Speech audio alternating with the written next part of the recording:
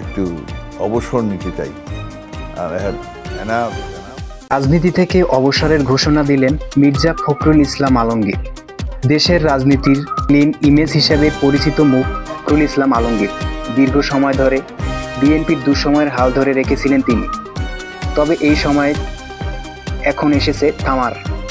এক সাক্ষাৎকারে তিনি জানিয়েছেন, আগামী জাতীয় কাউন্সিলের পর তিনি মহাসচিব পদ থেকে সরে দাঁড়াতে চান।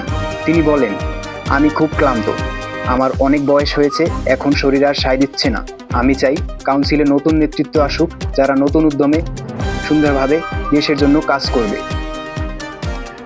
তবে মির্জা ফখরুল ইসলাম আলমগীর 1986 সালে সরকারি চাকরি ছেড়ে রাজনীতিতে আসেন। এই নেতা বর্তমান স্থানীয় সরকার পল্লী উন্নয়ন সমবায় মন্ত্রী হিসেবে দায়িত্ব পালন করছেন। তবে পদ পদবি বা রাষ্ট্রপতির কোনো আকাঙ্ক্ষা তার নেই, তিনি তা সাফ জানিয়ে দিয়েছেন। রাজনৈতিক বিশ্লেষকদের মতে মির্জা ফখরুলের এই সরে দাঁড়ানো সিদ্ধান্ত বিএনপির অভ্যন্তরীণ রাজনীতিতে বড় পরিবর্তনের ইঙ্গিত দিচ্ছে। দলের পরবর্তী মহাসচিব কে হচ্ছে, এখন এটাই দেখার বিষয়।